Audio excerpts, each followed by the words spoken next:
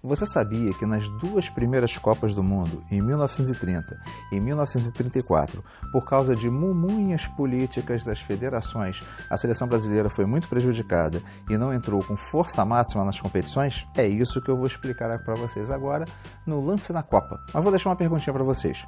Qual foi o único time que teve jogadores oficialmente convocados para a seleção brasileira na Copa de 1934? Botafogo, Flamengo, Fluminense ou Vasco?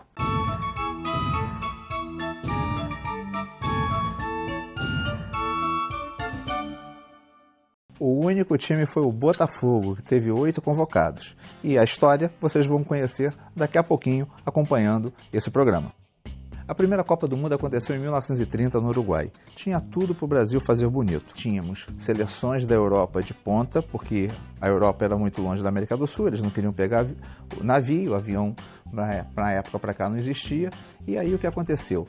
Tudo indicava que Uruguai, Brasil e Argentina iriam protagonizar essa Copa. Mas só que o Brasil não protagonizou. E o motivo foi o seguinte: existia uma briga muito ferrenha entre as federações do Rio e de São Paulo. E quando a CBD, que era a CBF da época, divulgou que a comissão técnica seria formada apenas por auxiliares, treinadores, médicos do Rio de Janeiro, a Federação Paulista ficou uma arara. Falou, não, então a gente não vai liberar os nossos jogadores. Nessa briga, o que aconteceu? Tivemos jogadores apenas do Rio de Janeiro sendo convocados. São Paulo, nenhum, porque não podia ser inscrito. E com isso a gente não teve o Frederich, que era o Neymar da época, ele era o atacante do São Paulo, mas nenhum jogador de São Paulo. Então a gente teve um mistão que tinha Flamengo, Fluminense, Vasco, Botafogo, Bangu, América, São Cristóvão, até Goitacazes e Americano. Mas toda regra tem sua exceção. E a exceção foi o Araquém Patusca, um grande atacante na época.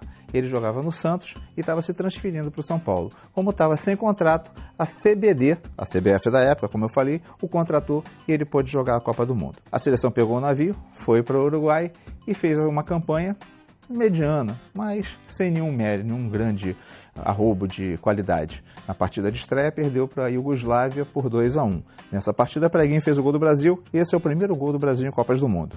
E depois o Brasil se despediu goleando a Bolívia por 4-0, já eliminado. Essa foi a campanha do Brasil em 1930. Aí veio 1934, e os dirigentes, mais uma vez, não se entenderam. Aí a briga foi uma outra coisa que aconteceu. Estava começando a surgir o profissionalismo no futebol brasileiro. E a CBD definiu que nenhum time profissional poderia ter jogador convocado. Só que é o seguinte, a Liga Paulista, Corinthians, São Paulo, Palestra Itália, que virou Palmeiras, já eram profissionais. Flamengo, Fluminense, Vasco fazia a Liga Profissional Carioca. Só sobrou de time amador de ponta o Botafogo. O que a seleção fez?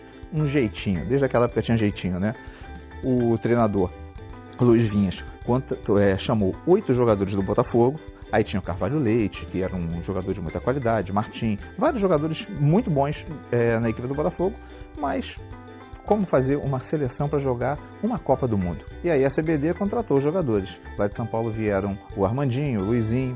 Aqui no Rio de Janeiro, o Leônidas da Silva se desvinculou do Vasco da Gama, que era o seu time na época, para jogar pela seleção brasileira. Juntaram lá os 22 jogadores, pegaram o navio e foram para a Itália. Olha, eles chegaram lá na véspera da estreia, que era contra a Espanha, um time forte na época, praticamente não treinaram e o resultado foi derrota. O Brasil jogou uma partidinha só em 1934. Então é isso, pessoal. Não deixe de se inscrever no nosso canal para receber o próximo Lance na Copa e também deixe o seu like e comentário.